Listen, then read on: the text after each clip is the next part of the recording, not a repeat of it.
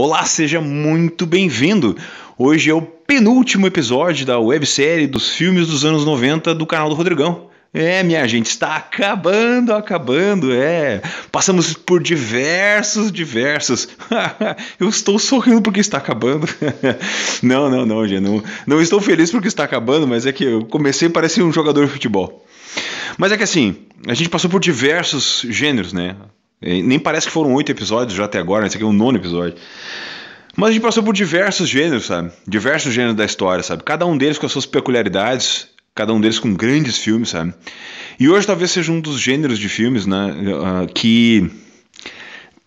Nossa, foram tantos gêneros, sabe? Tantas coisas, tantas histórias legais, sabe? Eu comecei a revisitar alguns desses filmes depois de ter sugerido eles pra você, sabe? Tipo, da semana passada, da semana retrasada, porque semana passada acabou não saindo, mas na semana retrasada que eu acabei olhando de novo os de faroeste, algum deles eu olhei de novo, sabe? Nossa, foi um sentimento tão gostoso. E eu vou trazer uma lista agora de filmes que muito diferentes, sabe? E os anos 90 não foram fáceis para esses filmes aqui, mas ele trouxe um dos filmes que, sabe, foi o definitivo justamente para esse gênero. Então eu espero que vocês estejam preparados, porque esse aqui é o penúltimo episódio e na semana que vem vai ser um episódio especial, onde eu vou fazer um episódio arrematador, onde eu vou juntar todos os filmes, basicamente, assim, que faltaram em listas, que eu não consegui juntar em listas completas. Eu vou fazer um episódio só de diversos filmes, de diversos gêneros, então assim vai ser os esquecidos.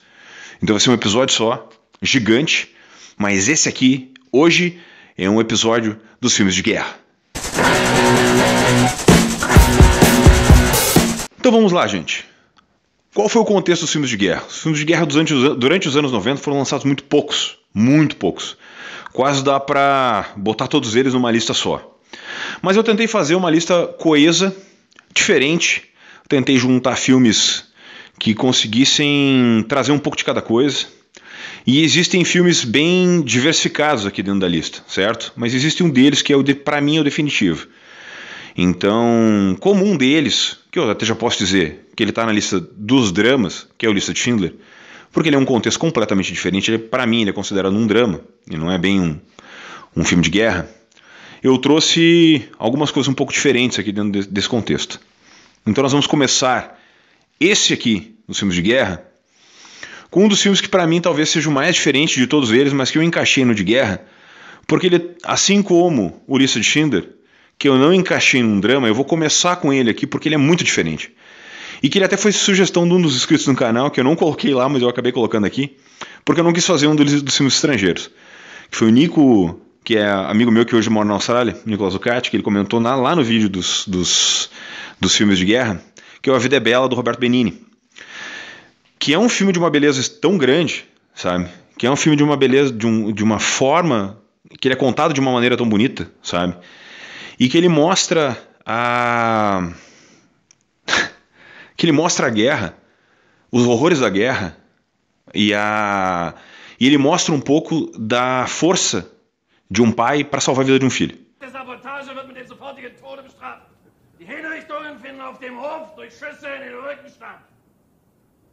Todo dia vamos anunciar a classificação por aquele alto-falante. O último classificado vai carregar um cartaz com a palavra estúpido aqui nas costas. E esse filme conseguiu trazer isso, sabe? Ele foi muito criticado na época por diversas instituições e tal, porque existe e isso tem que se ter muito cuidado, e eu entendo isso, sabe? Em função dos horrores, sabe? Para não se esquecer o que aconteceu, né? Para não se esquecer do quanto é difícil, né, e o quanto a Segunda Guerra especificamente, a Segunda Guerra Mundial fez, o que Hitler fez e tal. Mas ao mesmo tempo o Benigni conseguiu trazer de uma maneira tão tocante aquilo, sabe? Ele conseguiu fazer um negócio tão diferente, sabe? Ele mostrou uma coisa tão diferente. E eu achei aquilo de uma beleza tão grande, que eu acho que faz toda a diferença. E eu acho que esse filme, pra mim, tem um toque muito especial. E aí, brincou com as crianças? Mas as crianças não sabem as regras. Disseram que não é verdade que se ganha um tanque. Não sabem que precisa fazer pontos. E você caiu nessa? Eles são espertos como raposas. Eles é que querem ganhar. Como é que não tem um tanque? Não deixa eles te fazerem de bobo, hein? Tem um negócio muito diferente, tá? E ele é dirigido e estrelado por ele, sabe? Então ele fez um trabalho sensacional e ele ganhou o Oscar de melhor filme estrangeiro em 1997, que é o lançamento do filme. E ele merecia todos os prêmios, sabe? Porque ele fez um trabalho muito diferente no filme. Não teria outro filme para ganhar exatamente isso, certo? Então, o filme conta a história do dono de uma loja, Guido Orefice, acho que o nome dele é Orefice. Na verdade, a loja é uma livraria. E ele é mandado para um campo de concentração durante é mandado para Berlim, durante a ocupação da Itália fascista. E o filho dele vai junto e tal, sabe? E ele inventa um jogo na cabeça dele pro filho dele, né, não entender que aquilo ali era um campo de concentração, aquela história toda. E ele começa a inventar aquele jogo, né, um jogo pro filho dele e tal. E ele vai inventando aquilo na cabeça dele e tal, e vai criando desafios pro filho dele, sabe? Não entendendo os horrores, pro filho dele conseguir entender de uma maneira que ele conseguisse entrar e sobreviver ao Holocausto. O roteiro foi escrito, né? O livro que deu origem àquilo ali foi escrito a partir dos relatos de um dos sobreviventes e também o roteiro depois foi adaptado através das próprias memórias do pai do Roberto Benigni, que também ficou preso 2 anos num dos campos de concentração. É assim, ó, quem não viu A Vida é Bela, sabe? Precisa ver, sabe? Precisa ver, porque é de uma beleza aquilo, sabe? Fora que, assim, foge do cinema americano, sabe? Porque precisa ver essas coisas, sabe? A gente precisa abrir um pouco a cabeça para isso também, sabe? Ver outras coisas. Os serviços de streaming que a gente tem hoje, a gente tem essa possibilidade também, sabe? De ver outras coisas. Isso é imprescindível, sabe? A gente começar a ver outros tipos de cinema, né?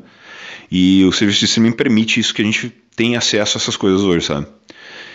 E em 97 era mais difícil, sabe? O aluguel era mais complicado, aquela coisa toda, sabe? Eu vi na época do lançamento, sabe? E realmente, até o trabalhar na locadora na época, sabe? O alugar o filme na época era muito complicado, sabe? As pessoas tinham muita restrição em ver um filme italiano. Era muito difícil. Tu sugerir esse filme para as pessoas era muito complicado, sabe? Era muito difícil tu ver. As pessoas pegavam um filme do Rambo, sabe? Pegavam o cara que tava matando, mas o Vida Bela era difícil. Mas existem diversas situações, sabe? Que vocês vão realmente se surpreender ao assistir o Vida Bela. Então fica aí. Eu comecei com esse filme porque eu acho assim, ele te dá um toque de esperança, sabe? E eu gosto de começar as coisas assim, sabe? Começar ele assim. Eu acho que ele te dá um toque de esperança. Então, especificamente, A Vida é Bela é uma sugestão de filme fora do roteiro americano, fora da situação americana, fora da visão de guerra americana, né? Mas uma visão de esperança. Então, quem não viu ainda, por favor, veja A Vida é Bela, é a sugestão minha. E Nico, se você está vendo esse vídeo, por favor, cara, muito obrigado pela lembrança, obviamente, dele, né? E por estar acompanhando os conteúdos aí, meu querido. Um forte abraço aí para você que está na Austrália, né, meu querido? Forte abraço.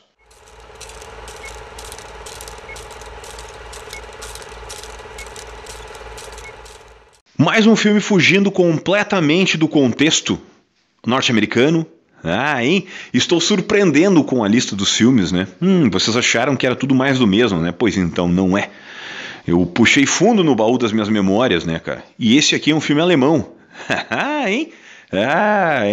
Peguei vocês com as calças curtas, né? Pois então, né? Gente, vocês ficam pensando que eu sou só aquele cara americanizado, né? Não sou não, minha gente, não sou não. Não, tô brincando. Na verdade, não foi muito fácil, sabe? Mas esses aqui, casualmente, foram filmes que realmente porque como eu gosto muito de filme de guerra, eu realmente fui atrás, sabe? E realmente olhei esses filmes, né? Porque eram contextos de história muito diferentes, sabe? E eu precisava olhar essas coisas e eu precisava ir atrás, justamente porque gostava muito dessas coisas, sabe? Como tanto eu quanto meu pai, a gente corria muito atrás desses filmes. O que não tinha aqui em Rolante, nós íamos na cidade vizinha alugar, né? A gente, cineférica não é fácil, cara. O cara tem que ir atrás, né? Esse filme aqui foi lançado em 1992, tá? E ele é um filme alemão de guerra. O nome dele é Stalingrado. De minha gente, hein? Quem lembra? Quem viu esse filme? Pouca gente deve ter visto esse filme. Mas esse aqui foi um dos filmes que mais custou dinheiro na época. É um filme extremamente bem produzido, tá? E existe um dos atores que com certeza vocês vão se lembrar, porque ele participou do Vingadores da Guerra de Ultron. Ele é o Barão von Stalk, que ele aparece no Vingadores até a Era de Ultron. Ó, a fuça do rapaz aqui, ó. Vou deixar a fotinha dele aqui, ó, no Stalingrado. E olha agora ele velhote aqui, ó. Ah, hein? Quem disse que o cara não fica famoso depois de participar de um filme alemão? Pois então. Mas as batalhas, eu vou deixar aqui passando algumas cenas do Stalingrado para vocês darem uma olhada, tá? Pra época, era muito difícil tu ver um filme alemão assim, porque ele foi investido muito dinheiro na época. Então era uma coisa era bem complicado de tu ver filmes assim, sabe? Principalmente no cinema alemão. Porque não era muito comum, sabe? Não era muito comum mesmo, sabe? E ele mostrava exatamente o lado alemão durante a invasão russa, né? Dentro da situação alemã. Porque a Rússia, né, basicamente entrou na Segunda Guerra Mundial aos 48 do segundo tempo, né, depois de uma briga entre os namorados Hitler e Stalin, porque um não queria ficar com o outro ali, né, cara? E os dois, quando entraram ali dentro do contexto, ali começaram eles não se entenderam mais, né? Os dois entraram e os soldados russos, quando foram para cima do negócio, eles foram para resolver a história, sabe?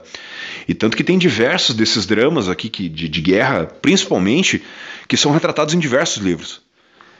Agora que voltou para mim, tem uma batalha que é muito bem mostrada, inclusive, no segundo livro da trilogia do Ken Follett, que eu já resenhei aqui, que eu vou deixar minha resenha aqui em cima, e aqui está a thumbnail do vídeo se vocês quiserem ver. Quiserem ler depois, quem está lendo já, né, que tem até uma leitura conjunta que estão acontecendo, que mostra exatamente esse contexto, sabe, que os soldados russos, a hora que estavam entrando já que, né, estavam expulsando os alemães e tal, aquela história toda, sabe, cara, eles entraram saqueando completamente, sabe, eles já entraram assim, ó, arregaçando o troço, sabe, estuprando mulher e tal, sabe, isso não é mostrado muito bem na história, sabe, e esses soldados aqui, sabe, na maneira como foi feito, cara, foi surreal, sabe. Foi surreal, os caras foram assim, ó, para realmente resolver o negócio. Nesse contexto aqui, especificamente do filme, isso não é mostrado, tá? Não é mostrado. Mas esse filme aqui ele é muito bem feito, sabe? E deve ter sido um filme muito difícil de ser filmado, muito difícil. Porque ele foi todo filmado na neve, né? Intempérie de neve é complicado de filmar, sabe? Eu realmente acredito que ele deve ter sido um filme muito complicado de filmar. Então, a minha sugestão de filme também, que foge completamente desse contexto, de filmes bonitinhos de ser filmados, é esse aqui, tá? Então é um filme alemão, drama de guerra também, muito bem feito, Stalingrado, de 1992.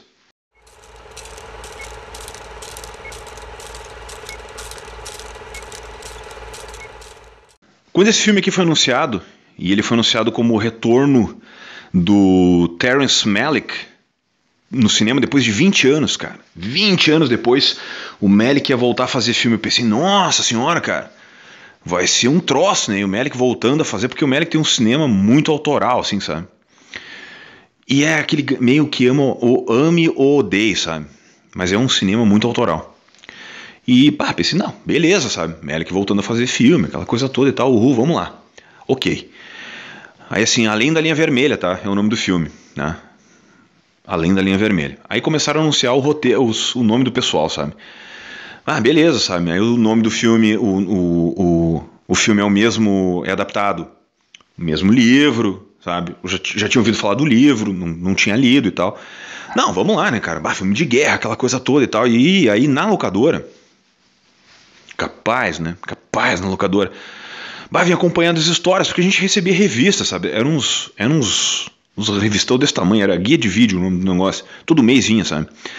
Então, sabe, e a revista 7 também, a antiga revista 7, então uns revistão, assim, tu ficava folheando aquele negócio, um troço gigante, sempre acompanhando as revistas e tal, nossa, o Malick filmando e tal, música do Hans Zimmer, meu Deus do céu, o Hans Zimmer, Champagne, Jim Caviezel, nossa, só gente famosa, George Clooney, não sei mais quem, Adrien Brody, 500 pessoas famosas, sabe? Só gente famosa. Porque esse filme ele retrata a batalha do segundo pelotão durante a Segunda Guerra, então, né? Em Guadalcanal, né? Então foi uma batalha super sangrenta e tal, sabe? Uma batalha super difícil do exército americano e tal. Muito difícil aquela batalha. Só que o livro não é para 5 horas de batalha, sabe? Mas até aí, beleza, sabe? Não, se o cara vai fazer um troço foda, vamos olhar, né? Vamos conferir. Gente do céu, o filme é bom, sabe? As interpretações são muito boas. Mas é um filme mais lento, sabe? É que depende muito do que tu tá esperando. Eu olhei ele não faz muito tempo, sabe? E ele é um filme muito bom, sabe?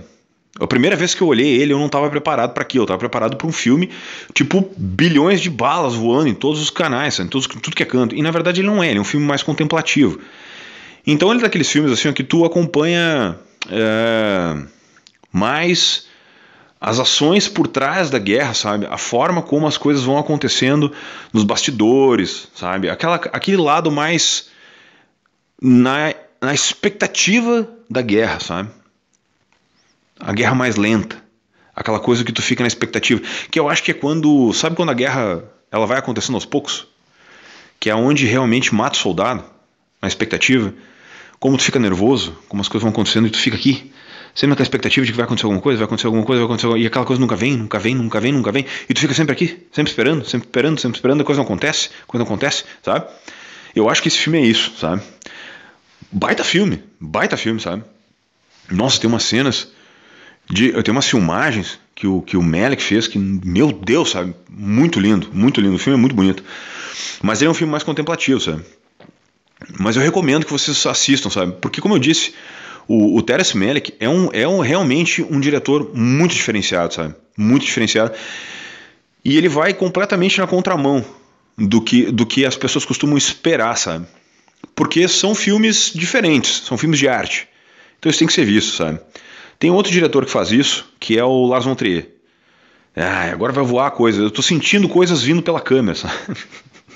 O Lars von Trier é a mesma coisa. Tem filmes muito bons do von Trier, mas tu tem que estar no clima pra ver, sabe? Não são todos os filmes do von Trier que tu consegue ver. Mas esse filme aqui não tem nada a ver com o von Trier, tá? Não vão na vibe do Anticristo, Ninfomaníaca, essas coisas, sabe? Não é isso, sabe? Mas esse filme aqui vale a pena olhar, sabe?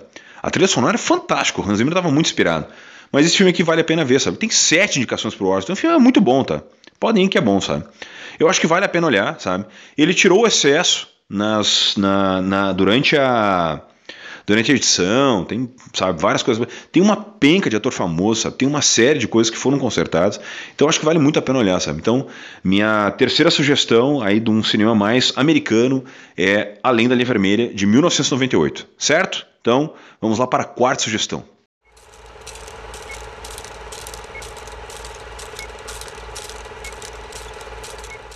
A quarta sugestão é o cinema teen da época, porque ele foi lançado em 1990 e ele juntou só os atores teens da época. Inclusive, ele tem o Sam, o Sean Astin tava, cara. E assim, quando esse filme saiu, eu tava muito louco pra olhar, cara, sabe? Muito louco pra olhar.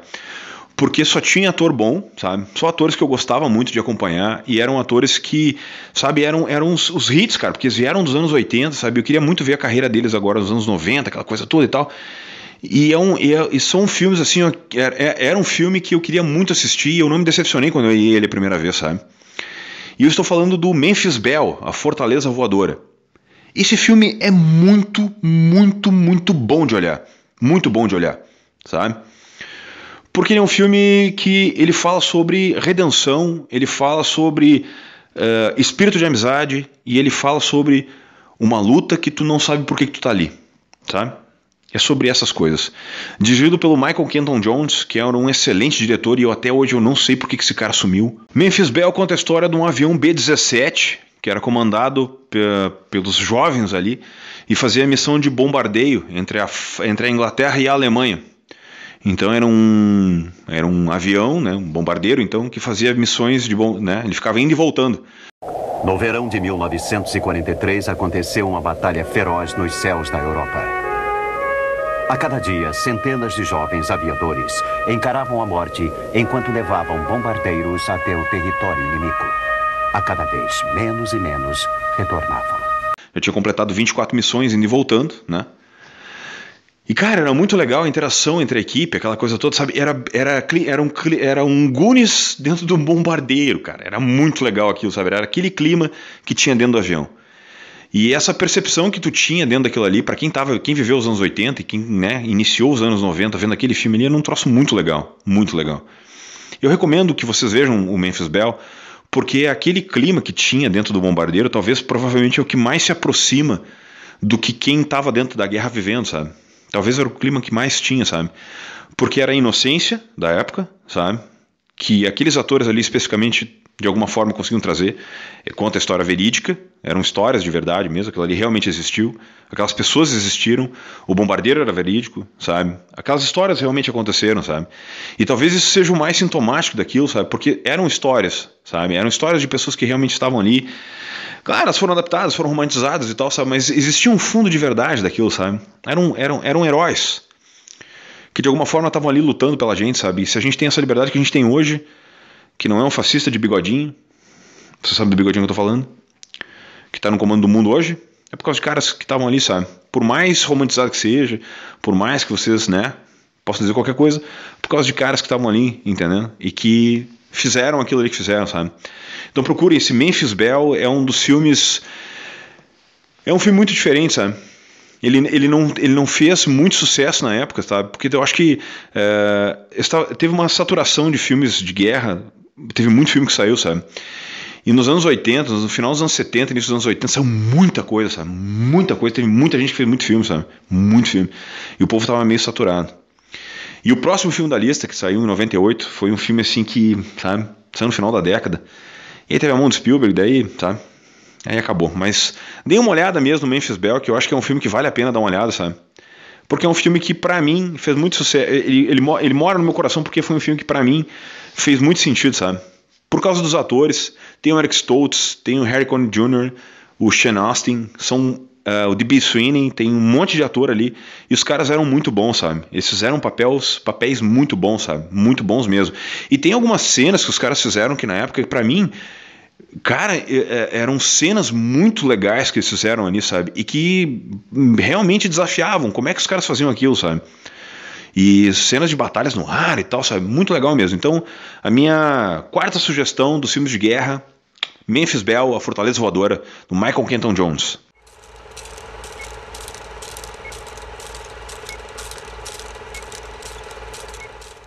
E o último filme, né? A cereja do bolo, antes da menção honrosa, que é um filme que não tem nada a ver com a Segunda Guerra Mundial, mas antes da menção honrosa, não poderia deixar de ser outro, né?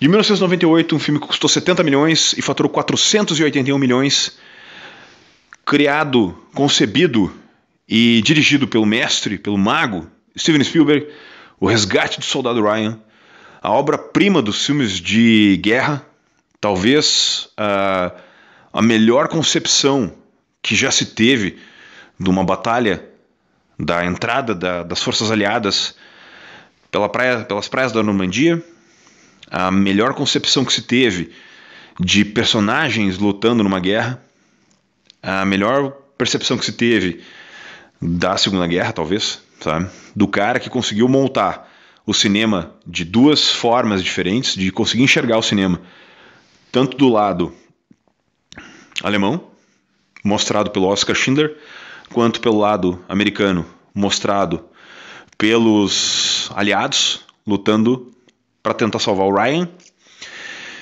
e mostrar aquilo de uma maneira tão sublime, sabe? Mostrando histórias específicas, mostrando histórias pequenas, mostrando histórias grandes, mostrando os personagens, sabe? Mostrando tudo aquilo que ele mostrou durante os quase 180 minutos do Resgate do Soldado Ryan, sabe? Mostrando aquilo ali naquela linha narrativa, daquela maneira, sabe? E as lágrimas no início do filme para as lágrimas do final do filme, a maneira como aquilo tudo é mostrado, sabe? E o Tom Hanks na sua talvez mais soberba interpretação. Acho que o Resgate do Soldado Ryan resume o cinema de guerra, sabe? E talvez por isso que eu tenha deixado esse filme por último e essa lista por último, sabe? Porque é isso, sabe? É isso. Eu acho que o Spielberg resume o cinema, sabe? Não só ele, o Clint Eastwood, que eu falei no vídeo da semana passada, o Scorsese, o Brian De Palma, sabe? O Al Pacino, enfim, eu vou começar a citar nomes de atores e tal, e vai perder o foco do Resgate do Soldado Ryan. Mas tudo aquilo que o Spielberg conseguiu fazer, a maneira como ele conseguiu colocar o Resgate do Soldado Ryan, e como ele conseguiu elevar a arte do cinema, como ele conseguiu fazer aquilo tudo, sabe? E como ele conseguiu escrever o nome dele na estrada do cinema, sabe? Com Tubarão, com o Jogador Número 1, com o Resgate do Soldado Ryan, com Jurassic Park, sabe? Nos mais diversos estilos, nos mais diversos tipos de cinema diferente, nas mais diversas formas diferentes de fazer filme. E como ele conseguiu mostrar as linhas narrativas nas maneiras diferentes de contar histórias e de fazer com que a gente chore, ria, sabe? E se emocione com grandes histórias sendo contadas nas mais diversas décadas diferentes, e especificamente nessa década aqui dos anos 90, que conseguiu trazer histórias como essa aqui, sabe? Conseguiu mostrar para nós uma história como essa aqui do Soldado Ryan, que conseguiu trazer, através de uma linha narrativa muito fina e de um detalhe, de um todo maior, de um mundo inteiro lutando contra um regime, um cara que queria destruir o mundo inteiro, queria tomar conta do mundo inteiro. A gente conseguiu pegar um nome, Ryan, e conseguiu tirar aquela história fora e conseguiu contar aquela linha narrativa. Porque, como eu já disse em outros filmes de guerra, em outras coisas, sabe, o que mais me chama atenção, sempre me chamou atenção no filme de guerra foi isso, foi pegar uma linha narrativa de um todo maior e contar aquela linha narrativa, sabe? E o Spielberg fez isso de uma maneira tão soberba nesse filme, assim como ele fez no Lista de Schindler, que é uma coisa assim, ó, muito fora, sabe? Muito fora. Então, pra mim, O Resgate do Soldado Ryan é a obra definitiva dos filmes de guerra, sabe? Não sei se vai haver outra, assim como Os Imperdoáveis e Os Três Homens em Conflito são as obras definitivas dos filmes de faroeste. O Resgate do Soldado Ryan, pra mim, e A Lista de Schindler são as obras definitivas dos filmes de guerra. Porque, cara, enxergar aquela chegada na Normandia, naquela brutalidade, sabe? E ao mesmo tempo no silêncio. –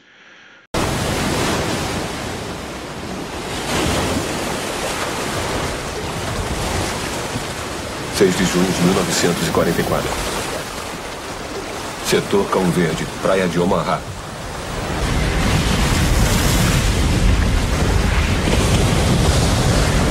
Olha os buracos de morteiro! Direita, esquerda, cuidado!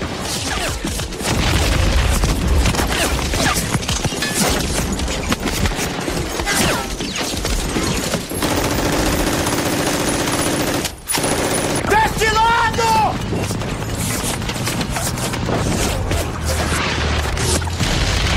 Comanda esse bosta na água! Como o Spielberg mostra, sabe? É uma coisa muito louca, sabe? Quando eu vi aquilo a primeira vez, sabe? Pensei, meu Deus, o que eu tô enxergando, cara? Sabe? Meu Deus. Foi surreal, sabe? Foi surreal, porque eu levei aquilo pra casa, tava no locador, eu levei aquilo pra casa, a gente tava olhando assim, e aí meu pai olhou pra mim, meu Deus do céu, sabe? Meu Deus. Sabe, a gente olhava junto e disse, verdade. Foi uma coisa muito louca, sabe? Muito louca. E todo aquele contexto, aquele desenvolvimento, sabe? O personagem, não sei o que e tal, sabe? E aí tu vai vendo aquilo se desenrolando na tela, sabe? A maneira como aquilo vai indo, a maneira como as coisas vão acontecendo. E aí tu fica, nossa senhora, sabe? Nossa! Nossa! Sabe? Não tem... É irretocável. É irretocável, porque são situações específicas, de personagens específicos, são linhas narrativas específicas, tu não tem como tocar, tu não tem como consertar nada, não precisa consertar nada, tá tudo certo, entende? Então, o último filme da lista antes da menção honrosa é O Resgate do Soldado Ryan. Então, minha gente, vamos lá que o último filme de guerra, porque é uma guerra, né? Vocês não vão adivinhar. A menção honrosa dos filmes de guerra.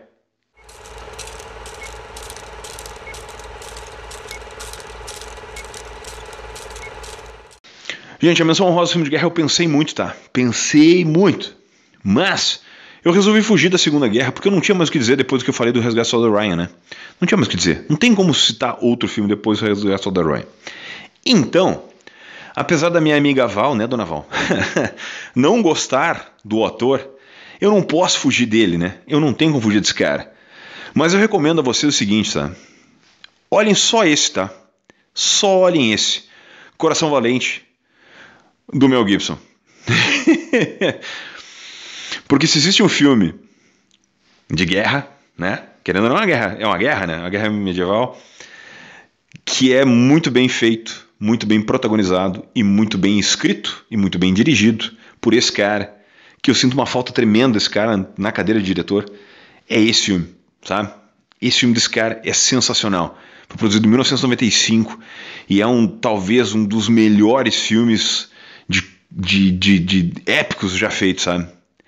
Coração Valente é surreal, surreal, é muito bom, muito bom, muito bom. Então assistam Coração Valente, certo? E pergunta do Rodrigão.